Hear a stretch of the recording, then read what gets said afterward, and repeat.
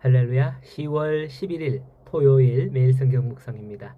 오늘 말씀은 역대하 23장 1절에서 15절의 말씀입니다. 오늘은 어제 본문 마지막 부분부터 함께 생각해 보려고 합니다. 어제 유다 왕 아하시야가 북이스라엘 요람 왕을 병문안 갔다가 그때 일어난 예후의 반란으로 말미암아 1년 만에 적이 1년 만에 죽임을 당하였다라고 했습니다. 그 후 남유다는 어떤 일이 벌어질까요?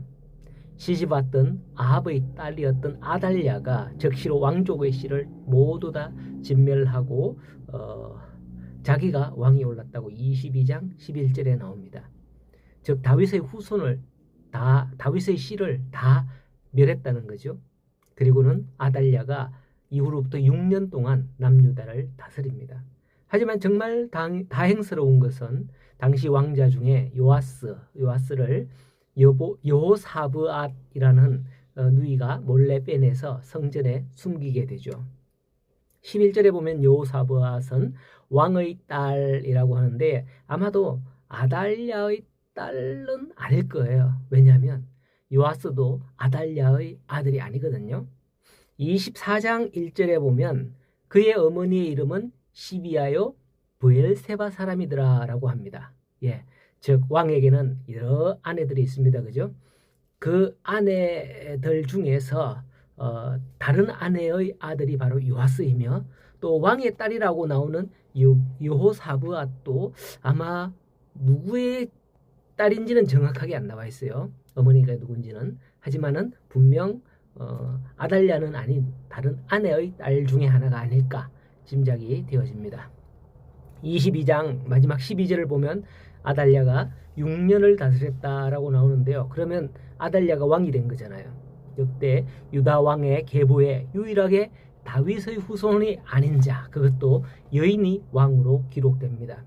이 기간은 유대에 있어서 완전 흑역사가 아니었겠나 그렇게 생각됩니다. 잘못된 결혼으로 인해서 이렇게 집안만이 아니라 나라까지도 분비박산이 난 거죠. 자, 어느덧 이렇게 시간은 흘러서 6년이 지나 7년째가 되는 해가 오늘 다가오는데 그게 바로 오늘 큐티 본문의 내용입니다.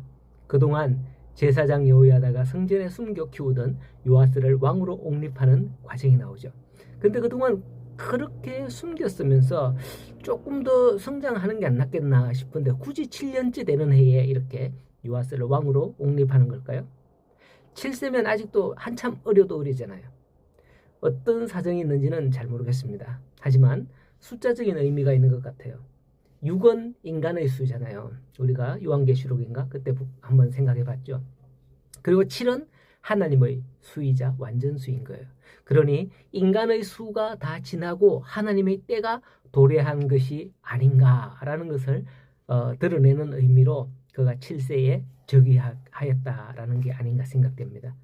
3절을 보면 여호와께서 다윗의 자손에 대하여 말씀하신 대로 왕자가 즉위하여야 할지니라 합니다. 사실 왕자라는 것까지도 아버지가 왕위에 있을 때 왕자로 옹립받아야 왕자잖아요. 하지만 제사장과 그들은 다윗의 자손이기에 요아스가 다윗의 자손이기에 요아스를 왕자의 한 사람으로 여기는 거예요. 그것은 여호와께서 다윗의 자손에 대하여 말씀하신 것이다 라는데 여기에 의의를 두고 중심을 두고 읽어봐야 되는 거죠. 그러면서 이제 7년이 되는 그 해에 그동안 6년간은 사람인 아달랴가 스스로 왕이 되었던 그 해를 끝내고 여호와께서 말씀하신 대로 되는 해다라는 것이죠. 그러니 비록 어릴지라도 7년을 여호와의 말씀이 이루어지는 해로 삼은 겁니다. 결코 7년이 되었다고 해서 아달랴의 영향력이 약해진 것도 아니고요. 또 7년이기 때문에 요아스가 왕이 되기에 다 적당하다라는 것도 아닙니다. 오직 하나님의 때라는 거죠. 이에 제사장들은 전통을 따라서 성전에서 왕에게 기름을 붓게 됩니다.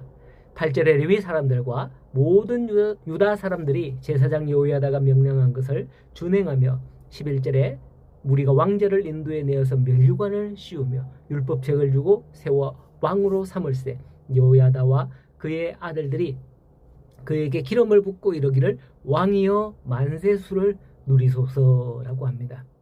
이 모든 일은 목숨을 건 행위였습니다. 이미 요아스를 성전에서 숨겨 키울 때부터 그들은 목숨을 내놓았겠지만은 제사장들은 이제 목숨을 걸고 다윗의 후손을 왕으로 세우는 거죠. 왜냐하면 이게 바른 길이거든요. 하나님의 뜻이라는 것을 제사장들은 누구보다도 잘 알고 있기 때문이에요. 그렇기 때문에 그들은 그 어떤 것도 두려워하지 않고 하나님의 뜻을 따르기로 작정한 겁니다. 우리도 그렇습니다. 저 길이 하나님의 뜻이요 하나님의 길인 것을 알면서도 지금까지 그 길로 가지 못하는 경우가 있잖아요. 왜냐하면 그 길이 때론 두렵기도 하고 때론 손해가 될 것 같기도 하고 그렇기 때문에 내가 왜 굳이 그 길을 가야 돼? 하면서 망설일 때가 참 많이 있습니다. 하지만 분명한 것은 그 길은 하나님의 때가 되면 반드시 성취됩니다. 어쩌면 내가 하지 않아도 하나님이 다른 일을 통하여서도 이룰 수도 있어요. 에스더스에 보면 모르드게가 에스더 왕비에게 말하잖아요. 네가 이때를 위하여 왕비가 된 게 아니냐. 만일 이때에 네가 잠잠하면 백성들은 다른 이로 말미암아 구원을 받겠지만 너와 내 집은 망하리라 라고 합니다. 하나님의 때에 하나님의 일에 담대히 나아가는 그런 성도, 쓰임받는 그런 성도가 되기를 간절히 소원합니다. 그럴 때에 12절 이하의 말씀을 보세요. 그렇게 완강했던 아달랴는 그냥 그대로 무너집니다. 그가 가진 힘과 권력도 아무 소용없었습니다. 제사장 여호야다가 무슨 힘이 있겠어요. 하지만 제사장 여호야다가 군대를 거느린 백부장들을 불러 이르되 반열 밖으로 몰아내라. 그를 따르는 자는 칼로 죽이라 하고 왕궁 말문 어귀에서 아달랴도 죽임을 당하게 되는 겁니다. 성도 여러분, 세상은 성도들을 강하게 압박하지만은 하나님의 말씀대로 이루어지는 상황 앞에서는 그야말로 축풍낙엽입니다. 오늘도 하나님만이 강하신 분임을 믿으시기 바랍니다. 그동안 두려워했던, 그래서 주저했던 그런 일이, 믿음의 일이 있으시다면 다시 믿음으로 회복하는 그런 성도들이 되기를 간절히 소원합니다. 오늘도 믿음으로 승리하며 나아가는 토요일 하루가 되시기를 간절히 소원하고 축복합니다.